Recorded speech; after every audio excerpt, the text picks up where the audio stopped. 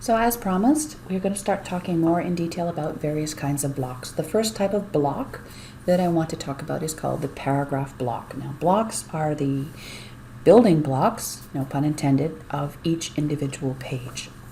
So to begin working with the paragraph block, we need to open up one of our pages for editing. So since we've created a practice page, we're going to go to Pages in the sidebar of our dashboard. We're going to go to All Pages, and we're going to click on our practice page, and that will open it for editing. We want to open our practice page for editing.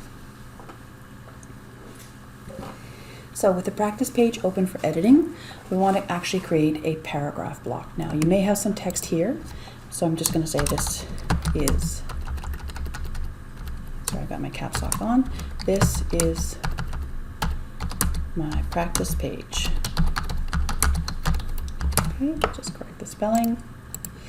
This is my practice page. What I've just done is created a paragraph block. Paragraph blocks are for text. So simple text, that is a paragraph block. So your page is composed of individual blocks. Now you may have one paragraph, two paragraphs, three paragraphs, but they're all treated as separate entities. So each paragraph can be formatted individually. Paragraphs can be long or short, single sentence, full sentence, single word, or a long form text. So why don't we get some long form text? So I'm just going to go to a new tab here, and I'm just going to go to the star.ca, and I'm just going to grab some text from an article. Just one paragraph. Just want one paragraph. Okay, so I'm just going to grab one paragraph from the article, and I'll make sure that I cite it later.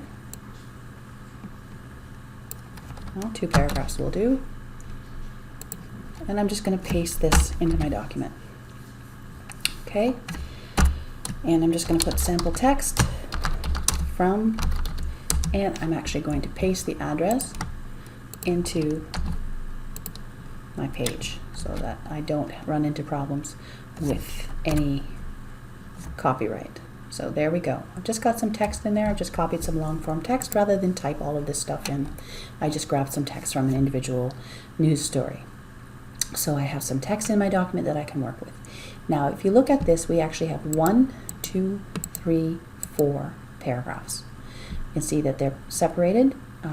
Each one is separated with a line. There's no actual line there. You didn't do anything to put a line in there.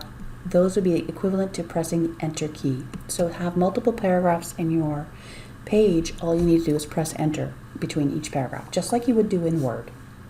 And you can create an entire website this way with text only, no images, nothing else. You can just create simple paragraph text on your page. Each paragraph, though, can be treated somewhat differently. I can actually highlight. I don't need to highlight. I can just simply click into one of my paragraphs to work with it. So I'm going to click into the 3rd paragraph. You can click any paragraph you want. And over here on the panel on the right hand side, I want to make sure that I have my tools on, which is the gear icon. So the tools are on. I can see that there's a paragraph block because it tells me right here that my cursor, which I clicked, is on a paragraph block. You can also tell because I have this floating toolbar here. And in the floating toolbar, you can see that there's the same symbol for paragraph. So I can tell any kind of block by simply clicking and looking for the symbol to tell me what kind of block it is. So these are all paragraph blocks. So what can I do with a paragraph? Well, first of all, I can change the color of the paragraph. I can change the color of the text. Let's change the text to white, and let's change the background to black. Maintain readability. So I've got white text on a black background. So this is something I can change to do with the text and the background color of each individual paragraph. If I want to do a different paragraph, I'm going to click on the 2nd paragraph.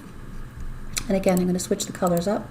I'm going to do white text, and I'm going to change the background to some other color. Now, I can't really read that text, so what I'm going to do is make the text black, and that makes it more readable. So you can see that each paragraph has been formatted differently. There is no way to get rid of this gap here, folks. There's no way to get rid of the gap between paragraphs. So if you're going to use background colors on your paragraphs, just know that the background color of the page is going to show through. So you can see that each paragraph can be treated individually using the controls over here. What other controls do I have here? Well, let's take a look at the 2nd paragraph here, the one that's in pink. What can I do? What can I control? I can click on the size. I can make it really, really small. I can make it gigantic. I can make it normal, which is the default, or I can make it some other size. So what I'm going to do is I'm going to make it extra small because I want it to be small. And with the typography, I have a couple of other things that I can do. Now these are a little tricky. This is actually relatively new to do with the paragraph blocks, but for the appearance, okay, I can change it to thin, light, regular. So the appearance is the appearance of the text. So I can make the text look thinner. I can make the text look bold, okay. And the other thing I can do, if I click on the three dots for typography, line height, I can adjust it. I can make it go up or down. Line height, I can squish it together a little bit more, or I can expand it a little bit more. So let's expand it, stretch out that line height. And what else can I do? I can do letter case. Now this one, once you turn it on, you can't turn it off. So we're going to leave this alone, but I could theoretically cast it all to uppercase, all to lowercase, or all to title case. So we're going to leave that one alone. And then we have letter spacing. Letter spacing we can increase. I can increase the letter spacing in size in pixels. You can see that there. Or I can make it smaller. Okay, so letter spacing is a little bit tricky. Okay, so but once you've turned it on, it's kind of hard to turn it off. There's no real way to actually clear the formatting that you've done in a paragraph. So watch what you're doing. Don't mess around too much. If for any reason you've messed around to the point where it doesn't look good anymore, then just simply delete it and redo the paragraph. So still with typography, I can also do drop caps.